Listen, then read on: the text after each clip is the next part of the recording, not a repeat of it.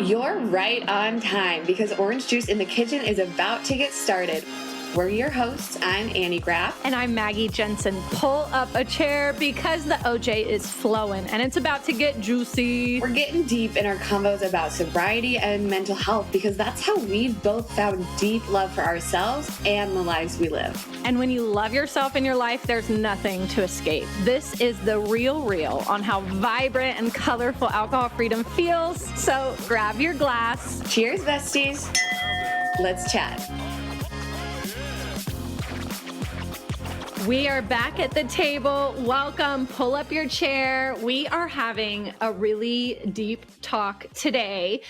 We've spent a lot of time going back and diving into both of our crazy adventures, endeavors, dangerous drinking lifestyles. We've talked so much about, what led us to sobriety, what were all of those hiccups, what were our cycles, our toxic relationship with alcohol.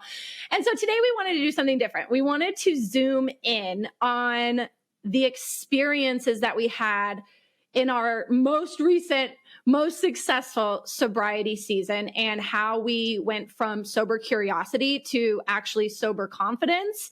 And Annie and I both had really, I would say, unique experiences, right? But at the same time, different timelines. Yeah. Different phases of our lives. But when we talk and we are like, what did we do differently this time? What did we do differently than most traditional sobriety? We find these common threads. And so today we wanted to spotlight those things that we did that really, really worked. So I'm going to pass it over to Annie and we're going to just dive in. It's like from sober curiosity to shit, now what?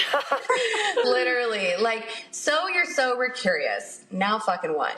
Because I felt I was in that place for so long where I was like, yeah, alcohol is not serving me. Why do I keep turning back to it? It's like going back to an ex that isn't good for you, but for some reason you keep, on those lonely nights, it's maybe Thursday night, you're looking forward to the weekend and you're like, I have no guy or girl to text right now. And you're like, let me just see what that ex is up to.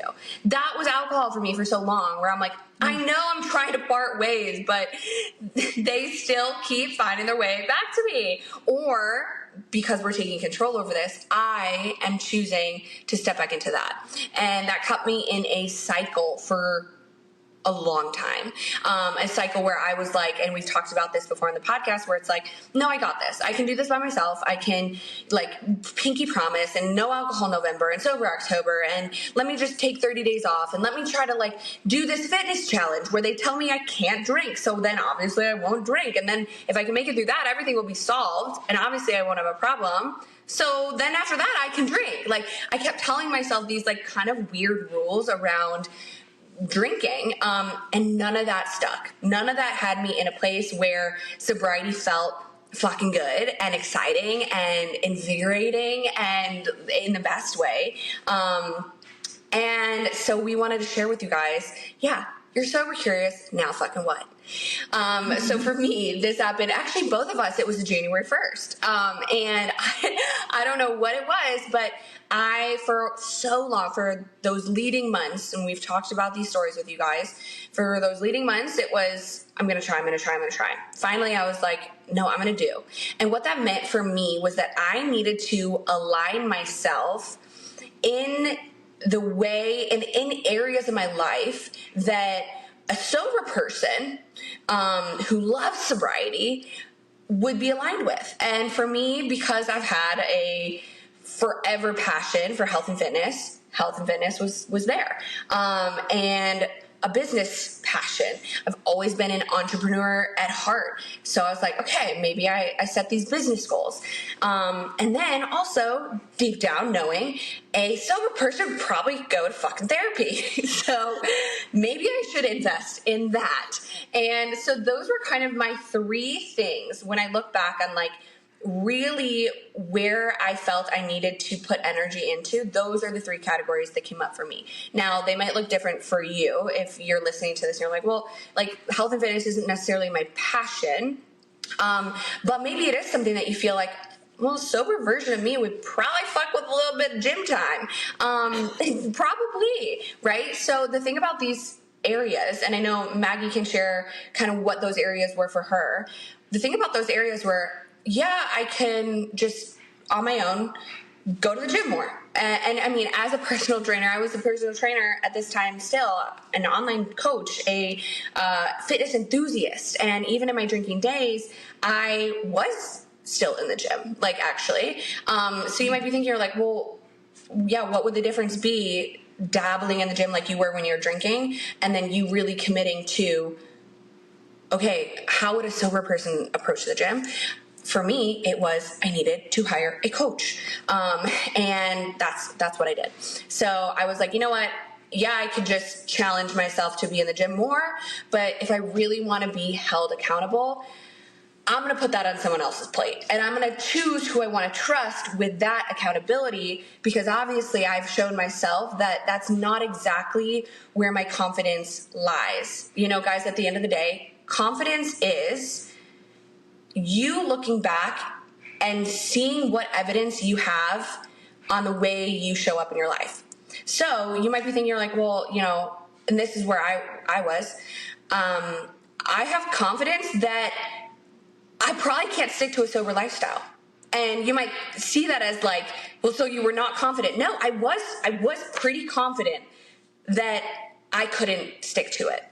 And I wanted to be confident in the opposite. I wanted to be confident in loving sobriety and living into sobriety and loving myself in sobriety. So I needed to start showing up in those ways to stack evidence, to have like literal proof for myself that that's how I show up.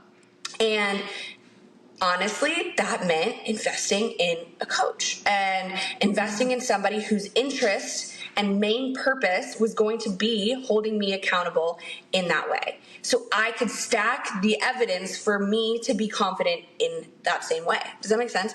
Maggie, I don't know if you have an experience there with just that specific thing I just, kind of went on a tangent on, but You want to hear a funny story? always. When you were saying like, I'm already working out maybe while I'm drinking, how would getting a coach or investing in fitness help me? I was that person that was like, I'm already going to the gym and I'm hitting 5-6 workouts a week somehow in my hangover shame.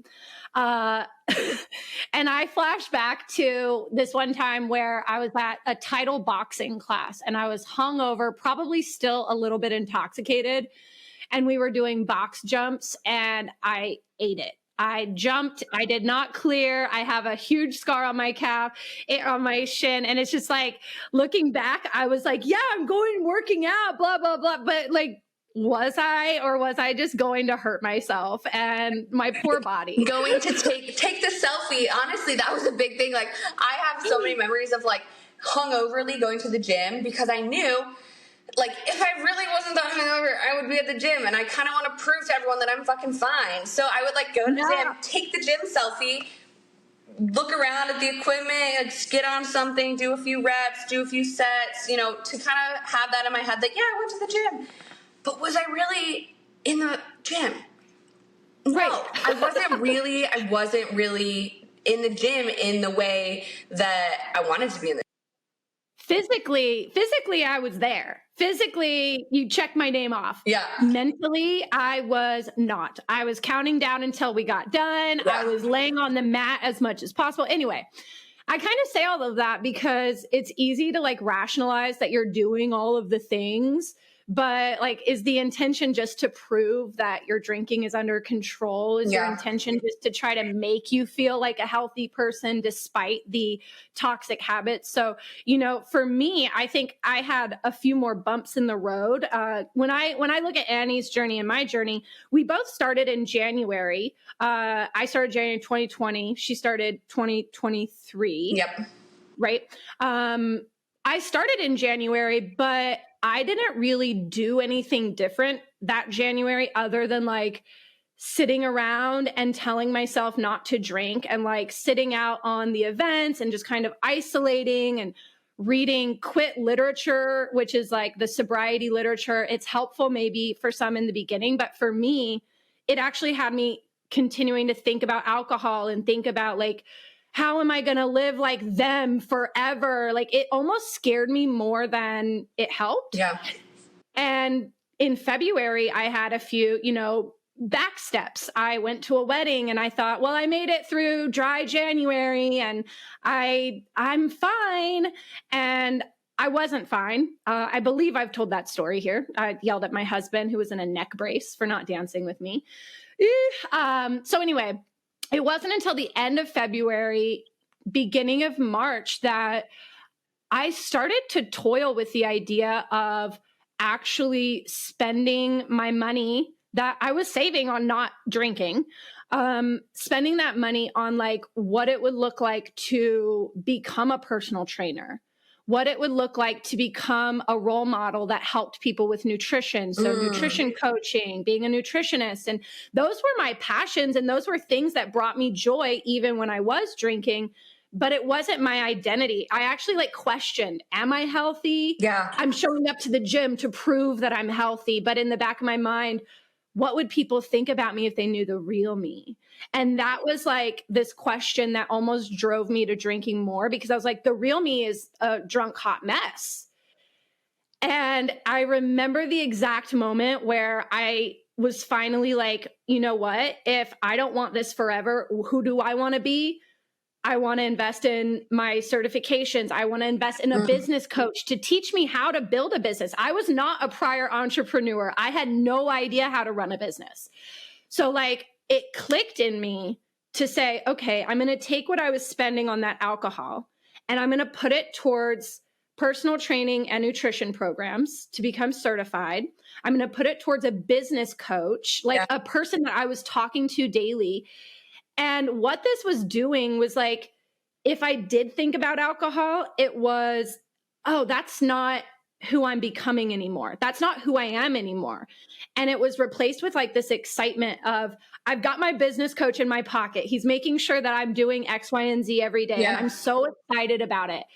And it was also, I mean, tell me if this rings true for you as well. It was also like finally doing something that I wanted to do. Yeah. Because I think drinking just masked the whole idea that my life was built around, I got jobs that I thought I could, that they were basically all I could get. I was like, I guess I have to take this job.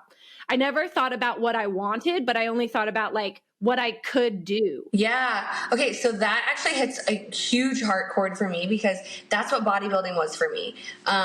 Because in the past, like I had stepped on stage before and I knew I could do it, and I knew I could do it really fucking well too. But it also, at that time, it was like a countdown to when can I go out with the homies, and when can I go out with all of my friends? When can I get drunk again?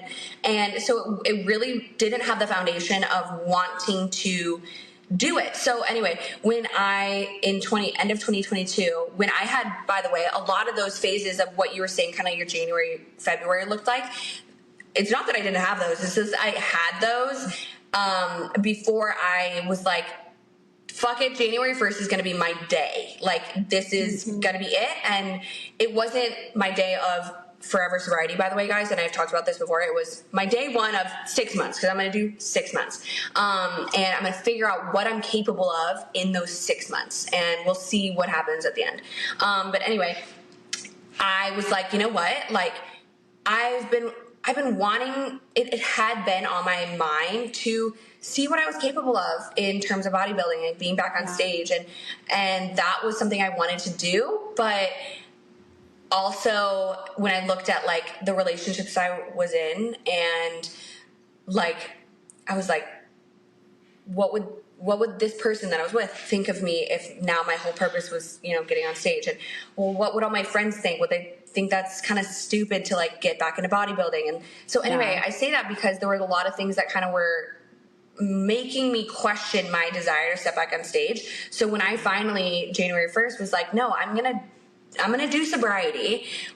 Exactly that question came to my mind. Like, well, then what do I want to do in that time? What does Annie feel a calling to do? And getting back on stage and taking that seriously this time, seriously in the way, not of winning, but in a way of like, if I'm committed to just showing up as my best self, one day after the other, after the other, after the other, like I said before, just stack that evidence for me that I can do that. That sounds like something that a thriving sober person would do. So that meant, okay, I'm going to dial up my bodybuilding coaches from back in 2018.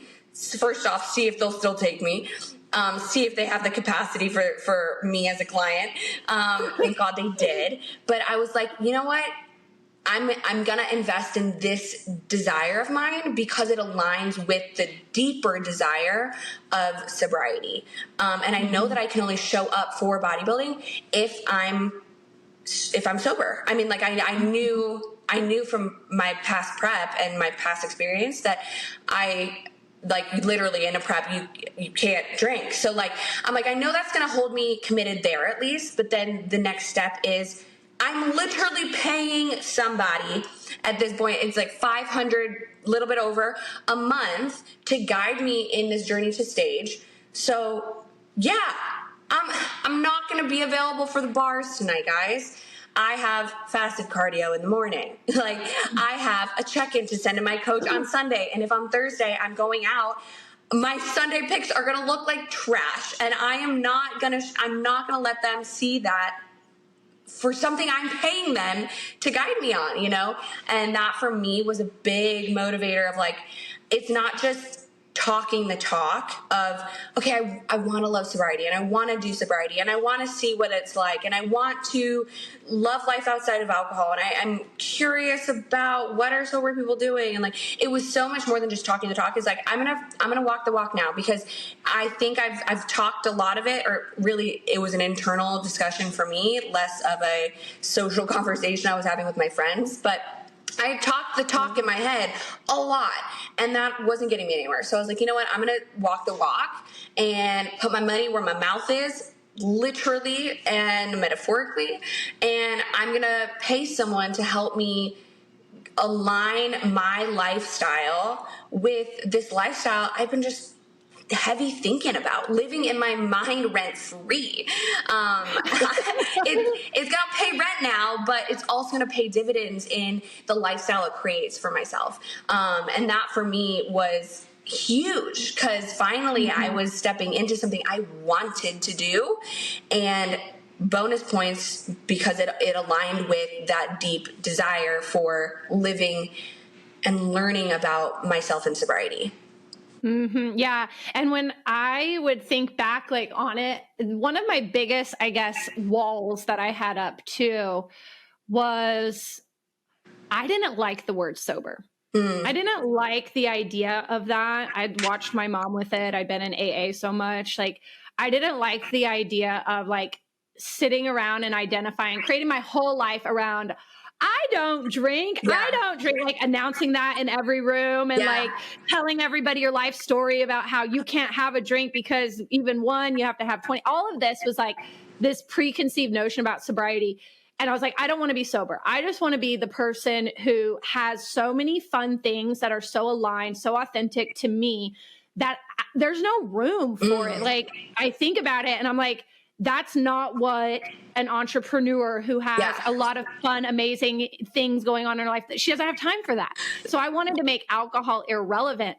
And when you said like hiring the coach, stepping into that, you're stacking up evidence of like who you can be. I got chills because that was one of those aha moments for me, was like in the immediate redirecting of the funds. Let me tell you, I paid in bulk. I paid all up front. That was a major like, whoo, that was a scary moment. But the exact moment that I did it, I felt this wash of relief and ease. Like this is one big piece of evidence of the new me, of actually following through on what I've told myself I'm going to do for so long. And it was in a way that felt genuine to me. It wasn't investing in a sober sponsor or getting an AA sponsor. It wasn't anything that I'd ever considered before. And if I did, it was like, I could never do that. Yeah. And I was just finally ready to say, I think I can. And as soon as I hit that buy button, it was like I had a whole new energy about me. Mm-hmm. And my mind was like so eager to see what was next, and see what was next and do those things that my business coach gave me that I had to do to study, that I had to do to complete my tests.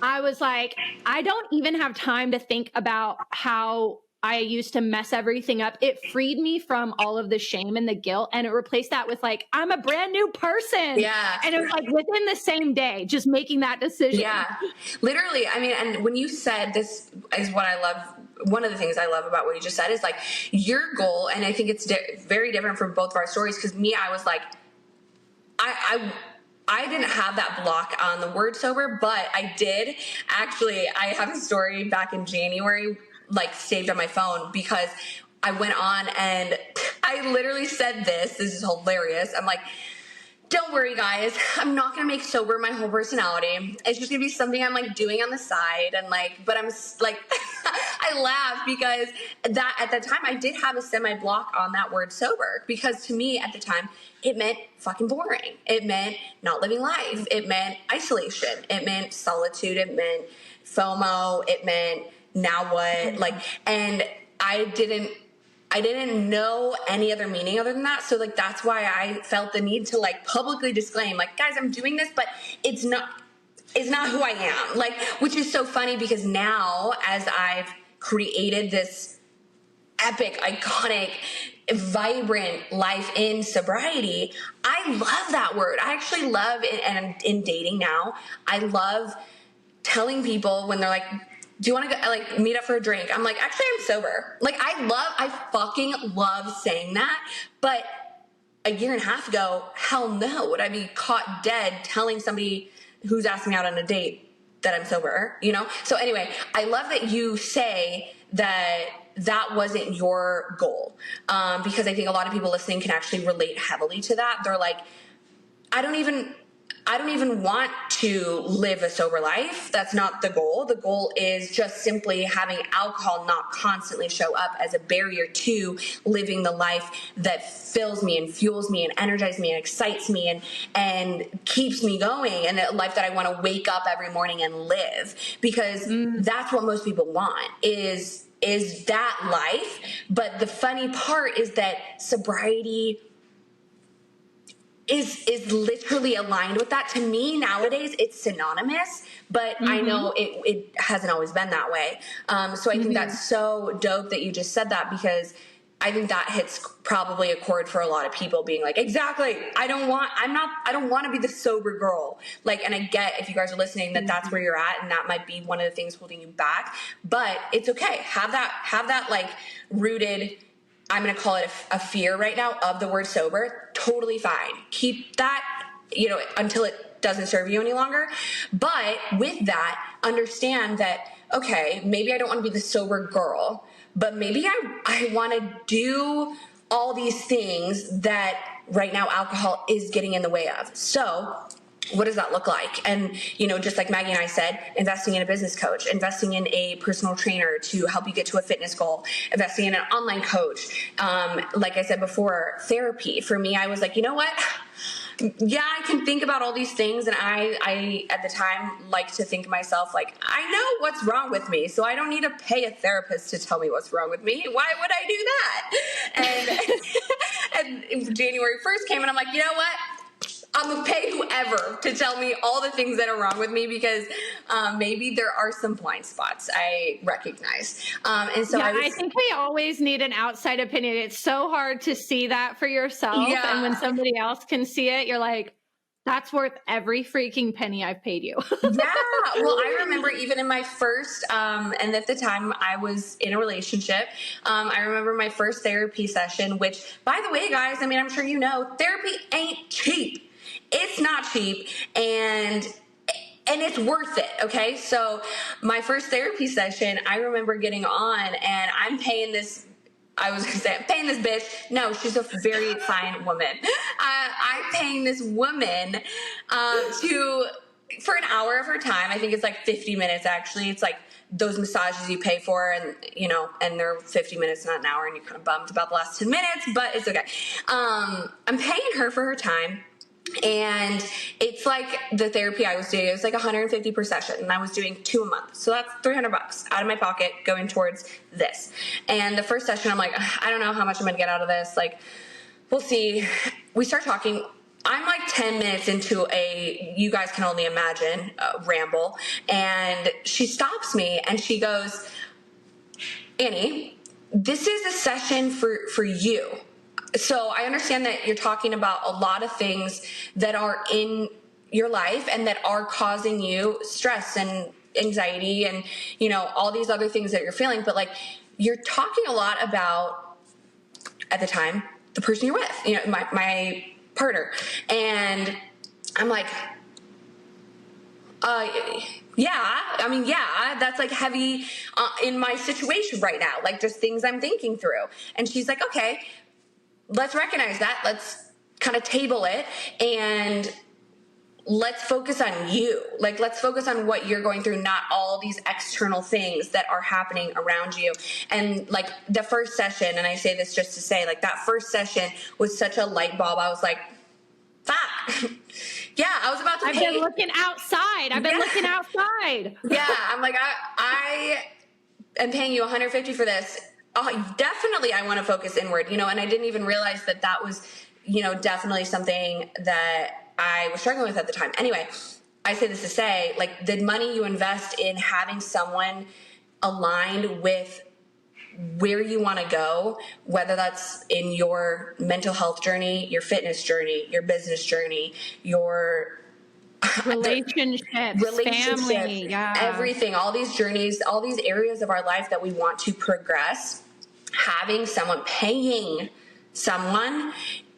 Honestly, money is energy. That should be a different episode that we do, but like, money is energy, and you give energy to earn that money. So putting that money out is giving your energy in those areas. So if right now, and this is where I kind of found myself, leading up to my decision to experiment with sobriety, it was like, I'm giving a lot of energy to the bar. I'm giving a lot of energy to bottle service at the club. I'm giving a lot of energy to my bartenders and then we wonder why we were so stuck in this cycle. It was like unconscious spending. I don't want to drink anymore, but take my money while I buy drinks, and I tip you, and I buy drinks for it's wild. And I was that is where my energy was going. And so really in pivoting in January, when, and the whole point of this episode a little bit is like, where did that shift happen? As uncomfy of a conversation as it might be to have with yourself, it's like, are you giving energy? And in energy, I'm saying, are you giving money to stay in the season of your life that you're in right now? That's where I was when I was sober curious, but nothing was actually clicking, because even when I like took out alcohol, like I was still showing up to the bar, and then I end up ordering food, and then I end up a lot of times by the end of the night spending 5 hours there with friends. I'm like, oh, fine, like, let me just have one drink. And you're giving energy, right? I wasn't, even when you're saving energy. So if you're like, no, I'm taking out alcohol, or for 30 days I took out alcohol, like your experience, Maggie, where you're like, my month one was really just kind of sitting there. Yeah. Guess what? You're saving energy, money, but you're not giving energy. You're not putting energy in the areas that you want to thrive in. So if that's a stuck point too with sobriety, is like, no shit, it doesn't sound fun to be sitting at home alone, day 1, day 5, day 17, like, you're not putting any energy out into living a life that makes you feel energetic, And so that for me was huge, dishing out energy in these other ways to show up in those areas of my life to build the evidence that I am capable of being a competitor on stage, showing up to therapy and working through some deep shit, building a business that I'm proud of and excited by. So all those areas are areas that I was dishing out money, but also that is very representative of the energy I was putting forward. And almost it's like, think of it as like a placeholder. If you're putting money into something, you're like, I will show up here. Yeah. Like, you know what? Like when you make a reservation on, there are some reservations on Open table or something. Open table where they're like, if you don't show up to your reservation, it's like $15. I'm showing up to that reservation. If the people that are meant to be at that reservation aren't there, I'm going, because I'm going to at least buy an app that's $15 to not spend $15 on nothing, right? So like we are very wired to think that way. And so think about that in your life, where are you putting energy as a placeholder for where you're going to show up? And if you're doing that, if you're deciding like, well, I'm not going to do that anymore. I'm not going to spend money on alcohol. I'm not going to spend money on Ubers. I'm not going to spend money on tipping the bartender. I'm not going to spend money at the club. I'm not going to spend money on those events with my friends where I know alcohol is going to be there. Great. You're sitting on a shit ton of energy and you're bored in your house counting the days. Stagnation. That's not the life that you want. So put that energy as a placeholder for where you want to show up. And in the beginning, when you haven't stacked the evidence internally that you're capable of those areas, you gotta put the money where your mouth is. And this was the game changer for me and my sobriety, because before that I wasn't doing it. Before that I was just like, no, I promise in my head that I'm going to go to the gym more. I promise in my head that I'm going to be better at my business. I promise in my head I'm going to have a two-way conversation about therapy, things I should really be working on. Like I wasn't putting any energy as a placeholder. I'm just like realizing how impactful that is. Like I wasn't placeholding anything, so I wasn't showing up really for anything. There was nothing on the line. There was nothing holding me accountable other than the thoughts in my head about the ways I wanted to maybe potentially kind of try to show up. I think, I can speak for both of us, correct me if I'm wrong, but our like aha click moment was realizing like I spend so much energy, AKA money, time. I work so hard in order to drink. If I really want to live the life that I keep talking about and promising myself in my mind, I have to work that hard and give just as much energy to get out of this state, to transform and move into this new identity. And, I saved up a lot of money in January not drinking. And I remember as you were saying that, I was like, I recall basically counting the money. And because I didn't do anything to placehold that change, I was literally thinking about how extravagant I could spend that money on drinking after I was fixed. And it's like, imagine the bottle service I can get for all my friends. Like literally, no, I had that same thought. Actually when I said I was going to set out for 6 months. That was going to be around, because that was the show I was aiming for in bodybuilding, right? So I'm like, okay, that's about 6 months. Like, imagine that weekend if everyone comes out to my show and then afterward I'm just gonna fucking like blow money on bottle service, and oh my god, it's gonna be so fun because I'm gonna know I don't have a problem with alcohol. I obviously just cut it out for 6 months. And now thinking back to that, I'm like, and I'm so glad that in that moment that felt 0% aligned because of the work I had been doing, the placeholders I had put in my future to continue to show up for. I hadn't put any placeholder in my drinking personality. I hadn't put any like, I'm going to return back to that. So the deeper I got into my journeys in these other avenues, it was like, there's no tug for that. Like, and I got to that show, and instead of like, how am I gonna, ball out on this epic drinking weekend? Like, it was like, oh my God, yeah, I want to continue to pay my coaches because I want to do more shows. I want to continue.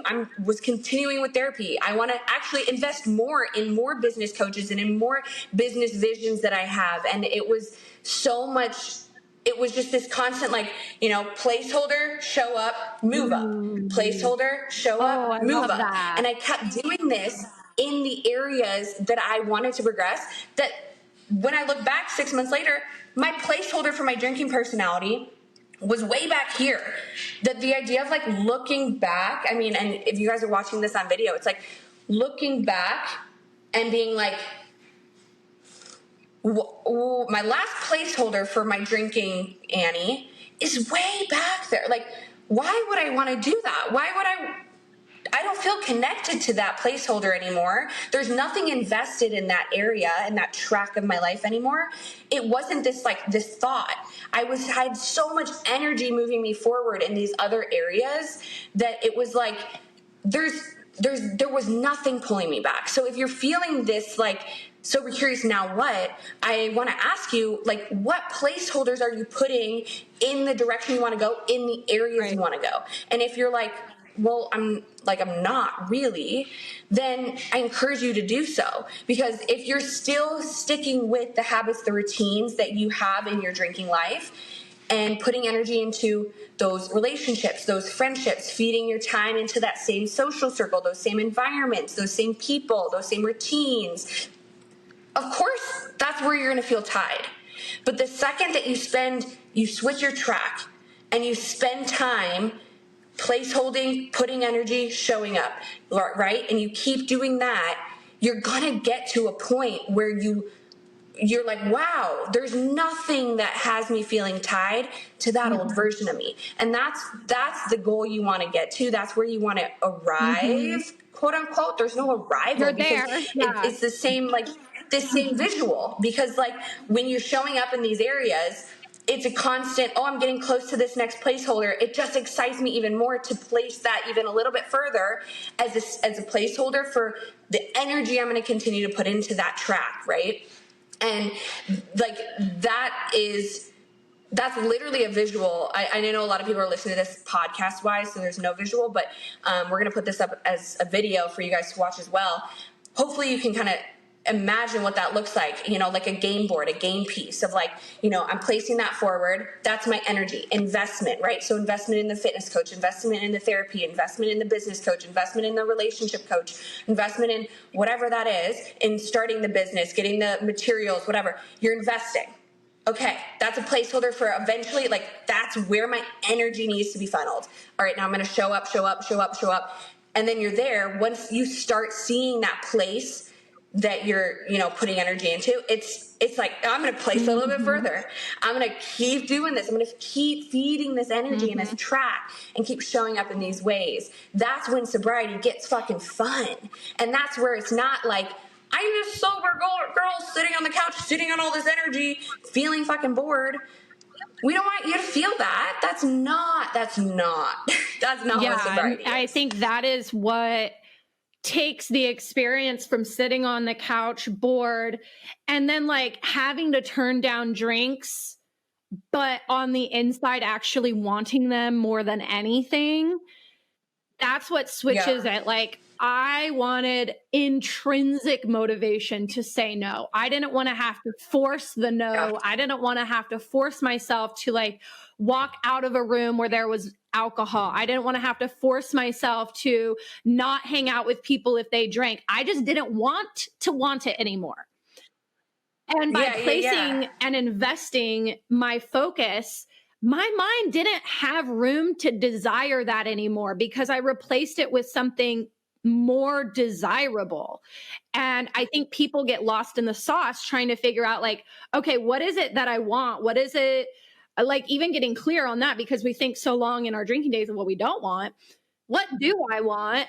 You start to actually put your energy there, and it becomes like this internal narrative of like, alcohol, who? Oh no, I wasn't even thinking about that today. I was thinking about checking in with my coach. I was thinking about getting my entrepreneurship, my next step done. There's so many other things, but if we don't focus our energy somewhere in the future, our mind is just gonna run rampant, thinking about the past, thinking about escaping our feelings, thinking about the drink. And if you're doing sobriety in a different way, that could feel like just basically knowing yourself all day. No, don't drink. No, don't do that. No, you can't go there because you're going to want to drink. And I did not want that for the rest of my life. But when we, Yeah. And now too, like it's so crazy how my mindset on like social situations have changed, because it used to be very much of like, I remember this probably was like February of 2023. So I was like 1 month, done. And I had like a friend's birthday party, a club, she got bottle service for everybody at the club. And I remember thinking like, okay, I like have a shit ton of evidence that like I have been loving the way I've been showing up, but should I do this? Should I go? And it was like, it felt like, am I going to be like persuaded into a drink? I knew I wouldn't like succumb to it, but was I going to show up to that event and just be wanting a drink? Was I going to show up and be like feeling like I'm left out from not having the drinks? And that early on, so I did end up going. And it was almost this like, and I don't want to say fake having fun, but it was me kind of forcing like, no, I promise I'm having fun, especially because they all knew I was like, sober and not drinking and not doing any of the party favors. And like, they knew that. So I was almost like dead set on going and like fucking having the most fun, because like sober people can do that. And I am me and I am fun. Like, and it was the fact that like, I just didn't have a whole lot of experience in this version of myself that I did go. And I will say I did have fun, but there were many thoughts of like, oh, everyone else is just like so loose and like so like flowy, and they're dancing and they're not self-conscious, and they're, talking with guys and they're not wondering what they're saying, and they're, taking photos and not being self-conscious. And like, I was very in my self-conscious, like, oh my God, I was in my head about it, right? So that was very early on in my sobriety journey. Now, like, first off, I have no shame in turning down events like that if I'm not feeling it. But more frequently than not, when those type of events come up, I'm like, hell yeah, like I want to go, because I have the space, the energy, the time, the desire to socially connect with people. I know that I can be in a place like that and truly have fun because I am me, because all those things that I like was almost forcing back then, those are so fundamental to like my core and like what I know about myself. And I've built so much evidence, right, so much confidence in this me, that I do go to these events and I do have fun. And I really do. I take the photos, I dance, I'm free, I'm me, I'm having conversation, and the funny thing is like in this sober me, like I realize how that while there are people, off the chains and, maybe our quality conversation isn't going to be there. There are also people that aren't drinking that much and that are kind of sitting there and they're being a little more, low key. And I can sit down and have a really great conversation with them. And I definitely wouldn't if I were drinking. But even at the time in my early sobriety, I probably would have been like self-conscious about connecting with that person to be like, oh my God, well, they're sitting on the couch bored. If I sit with them, am I also bored? Like, what does that say about me? Or people going to be questioning? And I don't have any of those thoughts now, right? So it's like, and it's all in just building confidence and stacking evidence in this version of you. So like, your perception of certain things from early on in sobriety will change the more and more you live into this. And, I have friends that are sober and they're just like, club, bar scene, happy hours, those type of things, they're just not of interest to me. And so they just say no. And I really do find some enjoyment in a handful of those activities, now and again or whatever. We also have people, like we have members in TSC who are like, holy shit, I know I love social connection. I love going out. I love being around people. I love dancing. I love this. And they're out soberly, vibing hard, having the most fun in a completely sober, alcohol-free, party favor-free environment because they've been stacking evidence for themselves in that way. So anyway, I just think it's so cool how like sobriety can look different for the life that you want. But in the beginning, it really is important to just be like, I need to get clear on like who do I want to be? And like, what excites me? What gives me energy? What gives me joy? What do I want to pursue? Back to the very beginning of this conversation, what you said, Maggie, of like, what do I want to do? And alcohol clouds that a lot of times. So understanding that might take a little bit of time, clarifying what that exactly is, what a passion looks like for you might take time. It also might take a little bit of experimenting. It might take a little bit of, well, I don't know, I saw this girl rollerblading, so I'm going to try rollerblading. Try it. Hate it. I saw these people rock climbing. This was me. I'm like, oh, let me try rock climbing. Tried rock climbing. Realized I need to either choose nice long nails or rock climbing. So I decided priority nails, rock climbing not. But you know what? Like over time, you start to realize like, wow, this type of thing. For me, I realized like nonprofit events, fitness events, networking, that type of stuff, I love. Motivational speaking, that type of stuff I love. I've even found that I love comedy, stand-up comedy. Like I'd never been to a comedy show before sobriety, and I love that. So I've gone to a few since. Being out in the sunshine, being out during the day is really my my best self. But it takes experimenting in a lot of these different ways. If you find that you're struggling to discover what your passion are or where you want to put that energy, kind of like what we were talking about, like, okay, where do I invest then? Where do I put my money? Because I don't know. I don't have like a bodybuilding passion. I don't have an entrepreneurial passion. Like, and yeah, I could buy therapy, but like, then what, So the cool thing for you guys, and just to, kind of poke this in here, is if that's you and you're sober curious and you're in this now fucking what phase, the cool thing is we have this program called the Sober Experiment, and maybe it's in line with what you want, because the reason we created it is Maggie and I realized we had a lot of these commonalities of what our beginning phases of sobriety looked like, what the struggle points were, what we wish we had specific guidance on, what we wish we had specific community in, all the things we wish we would have had, and then also all the things that we did and did successfully.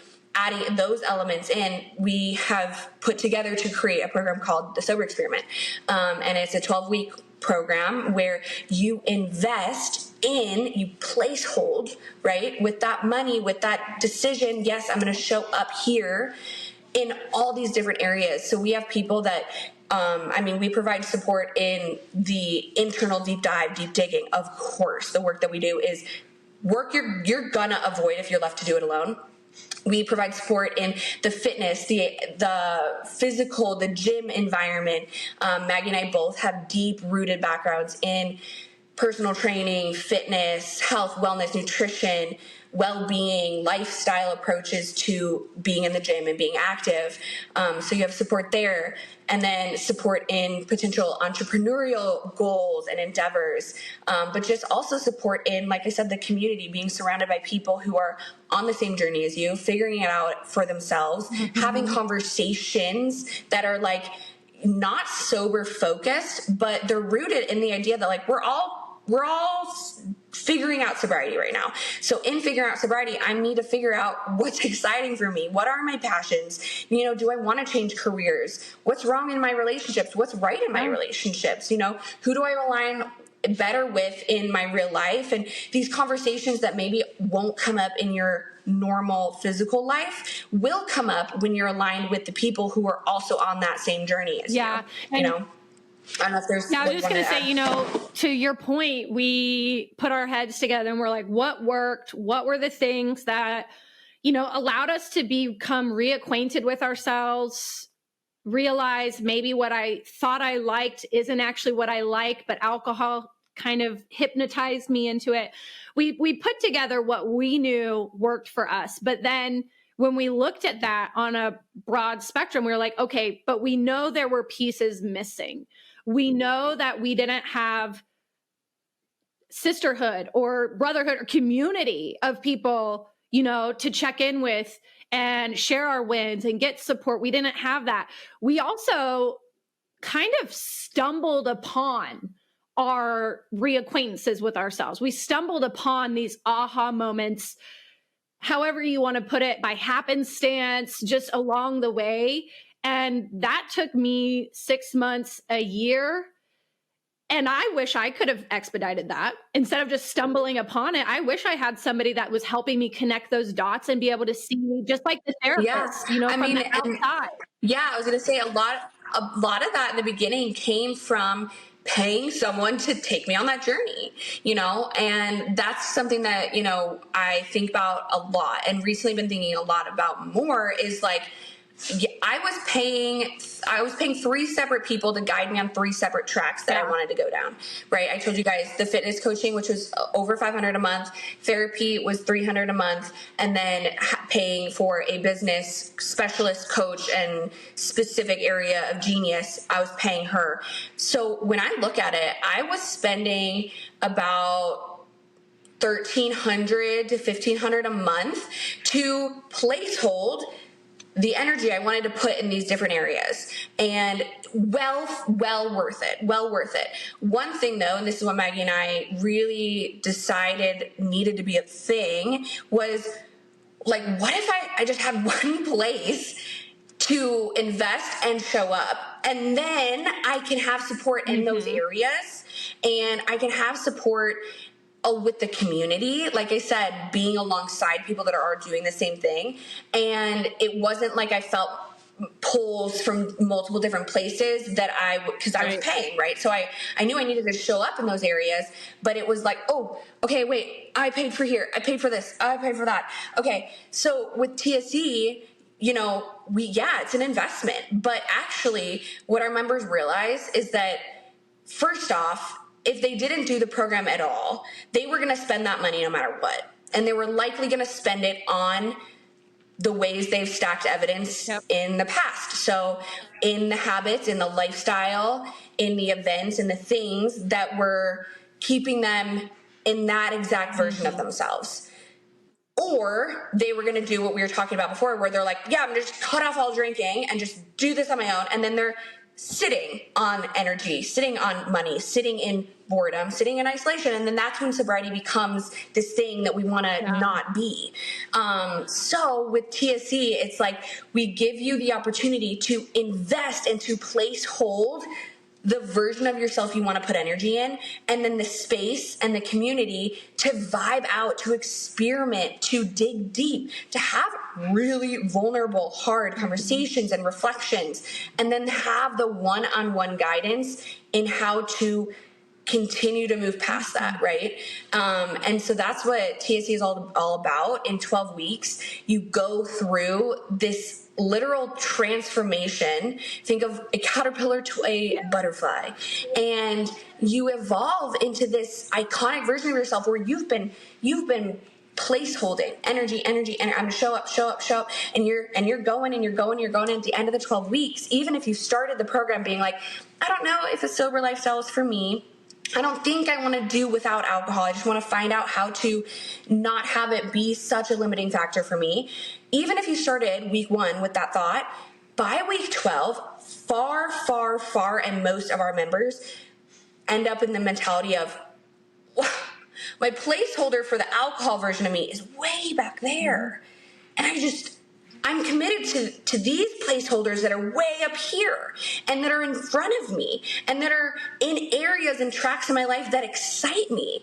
And that's where I want to go. So most of our members get to 12 weeks and they're like, I don't even want to talk about that with me. Like, I want to keep going. I want to keep being a part of this. I want to keep thriving here and showing up and holding myself accountable to the work that I've been doing for 12 weeks because it is awakened this version of myself that I fucking love. And that's our goal with the Sober Experiment. And that's why, like, honestly, it's because we wish we would have had this when we were figuring it out on our own. And when we really look at it, there's nothing in the sobriety space for all the sober curious minds out there. There is nothing that is like the Sober Experiment. There's nothing that is aligned with a life of sobriety, but not focused on it. That is helping you live into this sober lifestyle, but not consistently consumed in conversation about sobriety and alcohol and what the past looked like and what you used to do. There's nothing like it. And we created it because we wish we would have had it.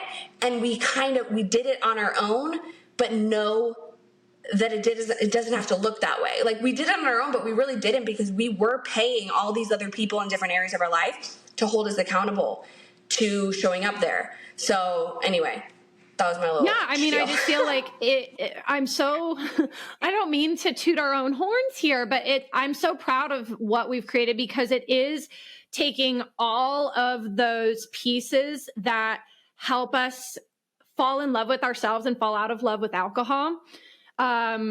It's putting it all together in one place where you're hyper focused instead of being torn by all of these different directions. Yes, it's valuable to have 3 different coaches, but let's have them all in one place, right? To be able to have fitness help, fitness programming, nutrition guidance, understanding that alcohol can negate cravings. Eating well changes your identity. It changes who you think you are. I'm somebody who treats my body well, and I control what's put in my mouth. Somewhere where we go through the psychotherapy topics and concepts that you would get in therapy. Somewhere where we've even had, talk on. Well, okay. So like Annie said earlier, you keep progressing. You invest in one thing, and then you realize that you want something else, and then you realize you want something else.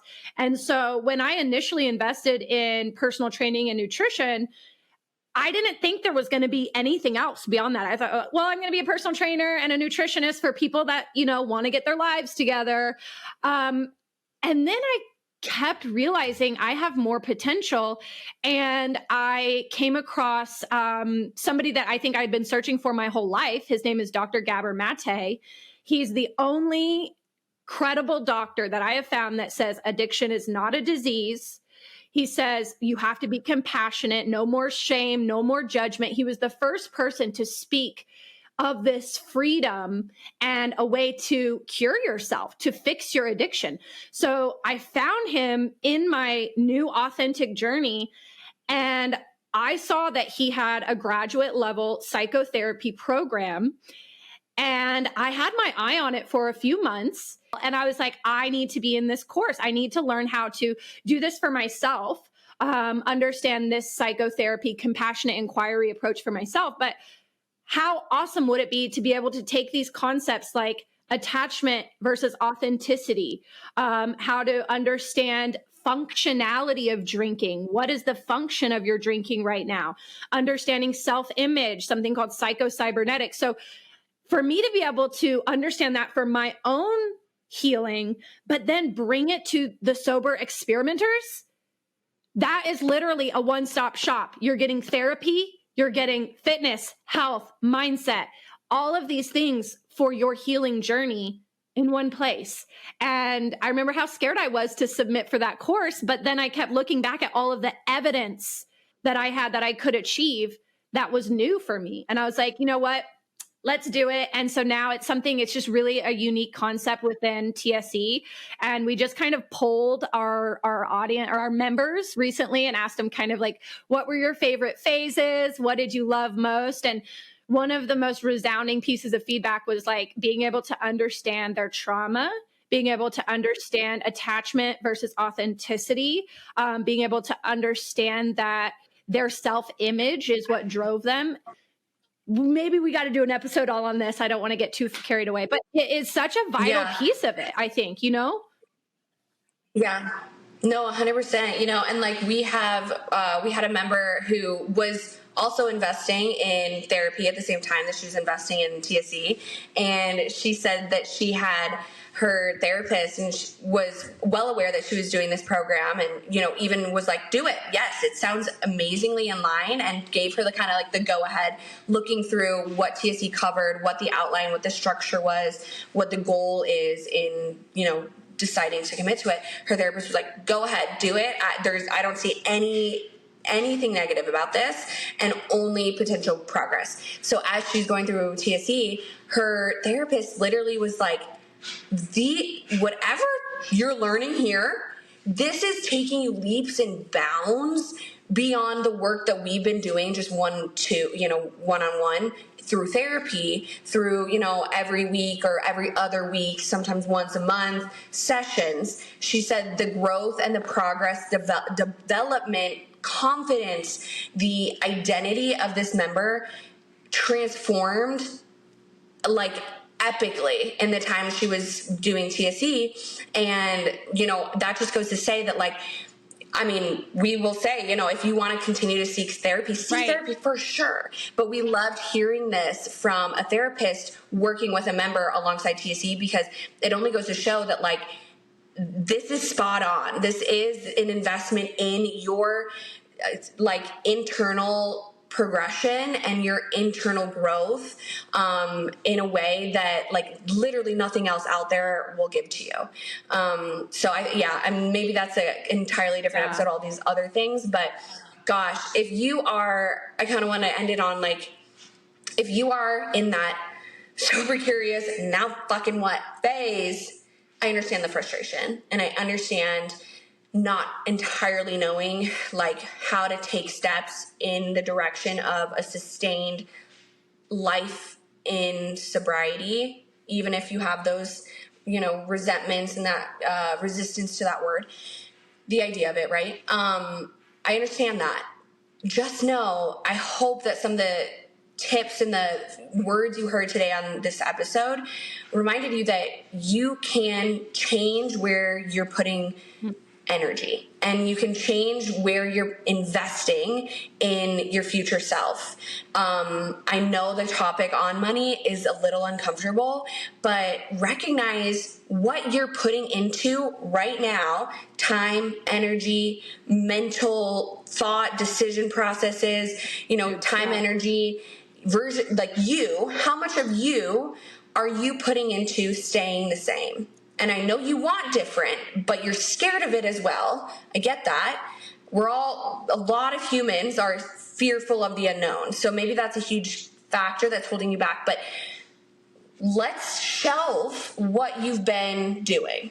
Like, you can pick it up off the shelf at any point if you choose to resume this version of you that you are right now. It'll always be there, I promise you. But in shelving that, it gives you a plethora of energy, funds, time, thoughts. Like, it gives you a lot of yourself to potentially put toward something else. Yeah. So do it, whether that's TSE or whether that's, doing your different paths and hiring coaches in those different areas. We want to empower you to do that. Literally take your money, put a placeholder, and then give the energy in that direction. And I promise you, the more and more that you do that, you're going to show up and you're going to be like, Annie, alcohol Annie over there, she's way behind, man. Like, she's on the shelf chilling, but I don't feel like picking her back up. I really don't. I am excited about these different paths that I am placeholding and showing up for and putting energy into. Yeah, and if you are listening and you're just like, you know what? I'm ready for this. I'm ready to kind of put my funds in one place, maybe instead of having 3 or 4 different places that you are investing and building your new identity in. If you're like, TSE is for me, know that we have another round coming up. So just email us, get on our email list even, or reach out on. We'll put that in the show notes below. Get on our email list and send us an email and let us know. Like, we're also always on IG too, so you can send us a DM if that's faster. At Try the Sober Experiment, or at It's Annie Graft, at Magnify Maggie. We want to talk to you because we see it with every single member. We know that this awakening and falling in love with yourself is the antidote to the lifestyle that you don't like anymore. And it just takes that decision. Mm-hmm. We know it's scary, but it takes that decision to say, you know what, I'm going to put that placeholder in my dream life. And this is one of the first best steps you can do that. So reach out, get on the email list, let us know what questions you have. And we want to get you in our next round. So with that, Annie, anything I left out? No. I love it. I love this episode, and I love every one of you guys listening. Just sending you our best. Talk to you soon. We're out.